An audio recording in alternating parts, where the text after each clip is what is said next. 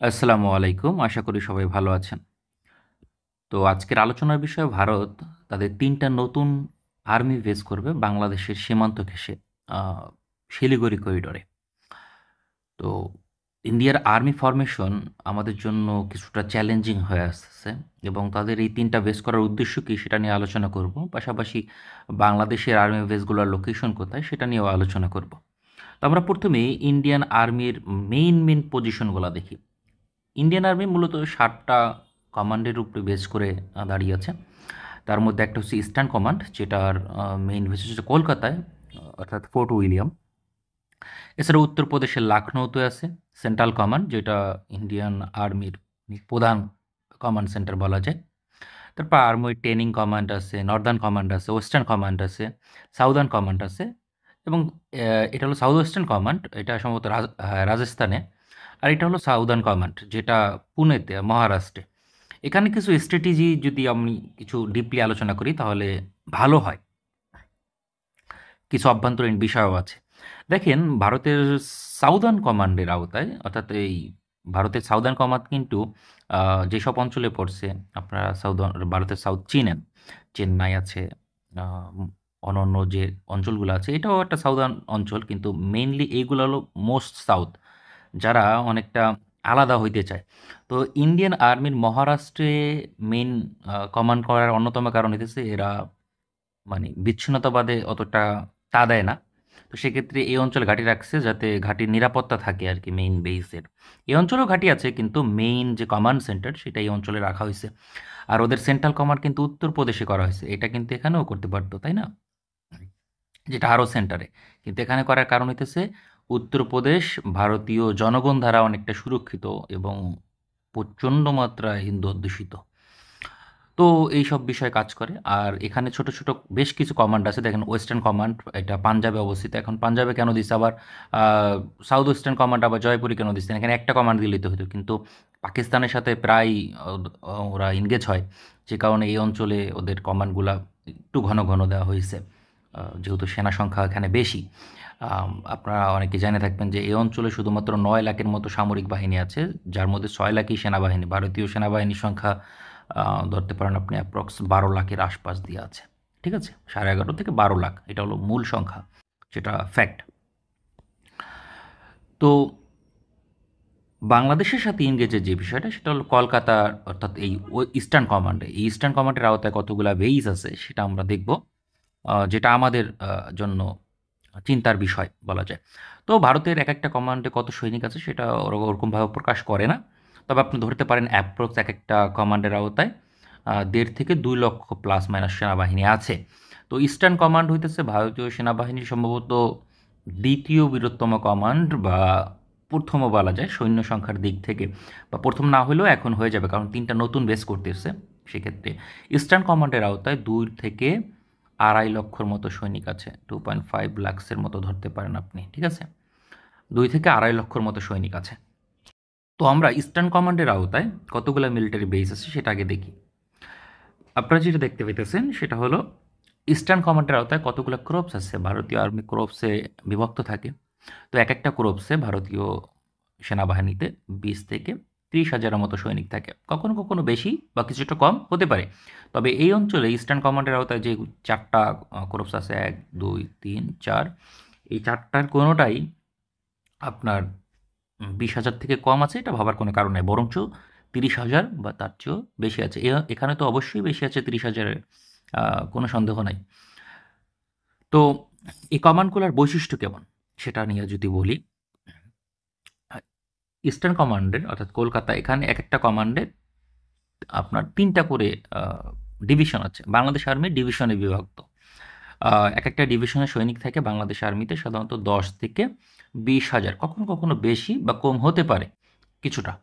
তো বেশি বলা যায় ১০,০০০ থেকে বেশি থাকবে, ২০,০০০ থেকে কম বেশি হতে পারে। যেমন আমাদের ২৪ পদাতিক ডিভিশন চট্টগ্রামে, ওখানে সম্ভবত ২০,০০০ বা তার বেশি সেনাবাহিনী আছে। অন্য অন্য কমান্ডে কিছুটা কম, ২০,০০০ চেয়ে বা কিছু ক্ষেত্রে বেশি থাকতে পারে। বিশেষ করে 9 ডিভিশনে কিছুটা বেশি থাকতে পারে। তো এর আওতায় ৩টা ডিভিশন আছে। তো ৩টা ডিভিশন এ অঞ্চলে আছে, ১, ২, আর এখানে একটা আছে। ঠিক আছে, মানে এখানে একটা আছে, এটা না, আর এখানে একটা, অর্থাৎ এই 3টা ডিভিশন, 1, 2 আর এই 3, মানে 3টা ডিভিশন আছে আলাদা করে যদি বলেন। তো এই 3টা ডিভিশন কীরকম? এখানে আপনার 3টা ডিভিশন 3 ধরনের। একটা হচ্ছে ইনফ্যান্ট্রি ডিভিশন, আর একটা আর্টিলারি ডিভিশন, আর একটা হচ্ছে মাউন্টেন ডিভিশন, কলকাতার যে ক্রপস আছে সেই ক্রপসের আওতায়। আর এই যে শিলিগুড়ি করিডোরে দেখেন, এখানেও কিন্তু আওতায় 3টা ডিভিশন আছে। 3 ডিভিশনই মাউন্টেন ডিভিশন, 3টেই মাউন্টেন ডিভিশন। এবং মজার বিষয় হচ্ছে এইটা, এখানেও 3টা আছে, প্রত্যেকটায় 3টা করে ডিভিশন আছে প্রত্যেকটা ক্রপসের আওতায়। সো প্রত্যেকটা ক্রপসে এই 3টা ক্রপসের আওতায় 9টা বেস আছে, মানে 9টা ডিভিশন আছে, এবং 9টা ডিভিশনেই আপনার মাউন্টেন ডিভিশন, অর্থাৎ পাহাড়ি অঞ্চলে যুদ্ধ করার জন্য পারদর্শী। আর এই অঞ্চলগুলো পাহাড়ি, যদি বলেন এই মেঘালয়, তা আসামের বেশিরভাগ অঞ্চল পাহাড়ি, আর শিলিগুড়ি করিডোরের ওই অঞ্চল তো অবশ্যই পাহাড়ি। তো এটা অলরেডি ওদের অনেকগুলা বেস আছে, আপনি যদি দেখেন, মানে এখানে অনেক বেস আছে। এই যে কমান্ডটা দেখতেছেন, এটার অবস্থান নাগাল্যান্ডে, ঠিক আছে, নাগাল্যান্ডে অবস্থিত। এটা কাজ হইতেছে অরুণাচল প্রদেশের এই অংশগুলো দেখা, পাশাপাশি নাগাল্যান্ডকে ওরা দেখে, এবং আসামের এই অংশটাকে দেখে। আর এইটার এই যে ক্রপসটা দেখতেছেন, এটার আওতায় 3টা বেস আছে। এটা হলো আসামের এই অংশ অবস্থিত, আসাম দেখে, ওরা মেঘালয় দেখে, ঠিক আছে, আসাম মেঘালয় ওরা দেখে, পাশাপাশি আপনার এই মণিপুরের অংশ, তারপরে আপনার এই যে এই মিজোরাম, তারপরে এই অঞ্চলগুলা, অর্থাৎ বাংলাদেশ সীমান্তবর্তী মণিপুর, সরি এটার নাম আমার এই মুহূর্তে মনে আসতেছে না, ত্রিপুরা, সরি মনে পড়ছে, ত্রিপুরা, এই অঞ্চলগুলো দেখে। আর পাশাপাশি এই যে শিলিগুড়ি করিডোর যে ক্রপসটা আছে, তারা শিলিগুড়ি করিডোর দেখে, এই অঞ্চলটা বিশেষভাবে। এবং ভুটানের কিন্তু সেনাবাহিনী নেই, ভুটানেও ওদের সিগনিফিক্যান্ট প্রেজেন্স আছে, কারণ ভুটানের নিরাপত্তা ওরাই দেখে মূলত। তো এখন আবার নতুন করে 3টা মিলিটারি বেস করবে। তো 3টা মিলিটারি বেস করার মানে কি? নতুন একটা ক্রপস গঠন করবে, 3টা মিলিটারি বেস, 3টা ডিভিশন, ঠিক আছে। তো এখানে আর একটা ক্রপস গঠন করবে। তো সেই ক্রপস হতে পারে কোথায়? অলরেডি এখানে একটা আছে। তো সেক্ষেত্রে এখানে হতে পারে, যেহেতু এখানে তো আছেই, এখানে হতে পারে, এই অঞ্চলে হতে পারে, অথবা এই অঞ্চলে হতে পারে। আমার সম্ভবত ধারণা, আমি যদি ভুল না করি, সেটা এখানে হতে পারে বেশি সম্ভাবনা। কারণ ওদের উদ্দেশ্য শুধু বাংলাদেশ নয়, ওদের মেইন উদ্দেশ্য বলা যায় কিছু ক্ষেত্রে চায়না। কারণ চায়না, এই যে এটা পুরোটাই চায়না, এই যে এটা নেপালের বর্ডার পরে চায়না। তো এখানে এই যে এক্স্যাক্টলি এই পয়েন্টে চায়না রিসেন্টলি একটা বড় বেস গঠন করছে, হেলিকপ্টার বেস, পাশাপাশি আর্মি বেস গঠন করছে, যেটা মাত্র 130 কিলোমিটার দূরত্বে ভারতীয় সীমান্ত থেকে। তো 130 কিলোমিটার মানে অনেক বড় বিষয়, কারণ এই দুর্গম অঞ্চলে লজিস্টিক পৌঁছে দিতে পারবে খুব মুহূর্তের মধ্যে। আর লজিস্টিক্স 50% অফ দ্য ওয়ার।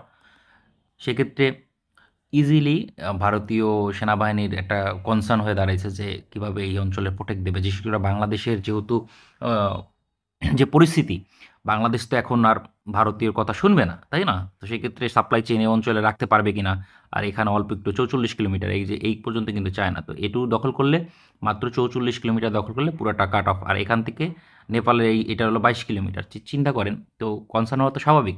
তো বাংলাদেশের জন্য এটা একটা ঝামেলা, কারণ এখানে 3টা নতুন বেস, মানে 30,000 আর্মি যদি আসে, আবার এখানে আরও আছে 30,000, তো 60,000-এর মতো আর্মি যদি আমাদের রংপুরের কাছেই থাকে, পাশাপাশি এই ক্রপসের আওতায় এখানে আরও 10,000, তাহলে চিন্তা করেন, তার মানে রংপুরকে ঘিরে থাকবে 70,000 আর্মি, ভারতীয় সেনাবাহিনী 70,000, কুড ইউ ইমাজিন?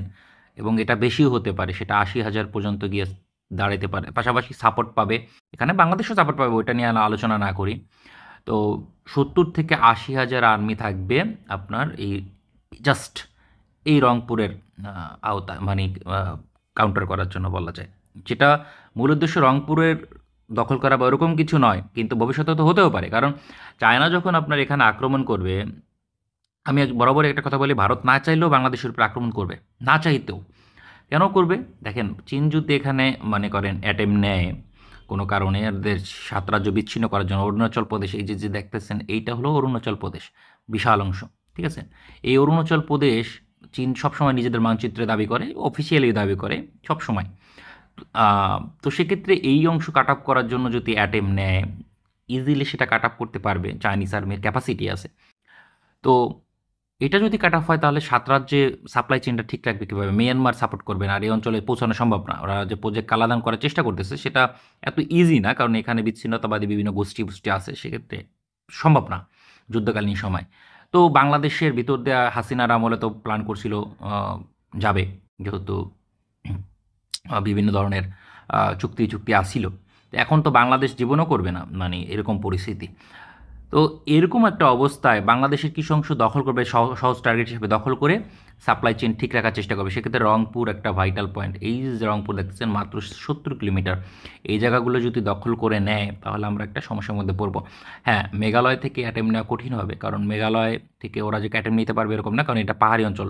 বড় ট্রুপস মোবিলাইজ করা কঠিন হবে। কিন্তু ও কিন্তু এখানটা ঠিকই মোবিলাইজ করতে পারবে, বিশেষ করে এই অঞ্চল দিয়ে। এই অঞ্চলটা মোবিলাইজ করতে পারবে, এই অঞ্চলটা মোবিলাইজ করতে পারবে। সেটা আমাদের জন্য বড় কনসার্ন হয়ে দাঁড়াবে। ৭০ থেকে ৮০,০০০ army is not a joke. অনেক বড় একটা থ্রেট আমাদের জন্য। পাশাপাশি এয়ারফোর্সেরও অনেক সাপোর্ট আছে এই অঞ্চলে। তো আমাদের কি আছে সেটার আগে আমরা দেখে আসি ইন্ডিয়ান এয়ারফোর্সের এই অঞ্চলের পজিশনগুলো কি আছে সেটা একটু দেখে আসি। আপনারা যেটা দেখতে পাইতেছেন এটা হলো ইস্টার্ন কমান্ডের আওতায় ভারতীয় বিমান বাহিনীর এয়ারবেজের লোকেশন এবং পাশাপাশি আপনার হেডকোয়ার্টার কোথায় দেখেন শিলিগুড়ি করিডোর মানে শিলিগুড়ি করিডোরের খুব কাছেই শিলংয়ে মেঘালয়ের শিলংয়ে। তাহলে বুঝতে পারতেছেন এখানে কিন্তু যে আমাদের বিএনপির সালাউদ্দিন আহমেদ ছিল।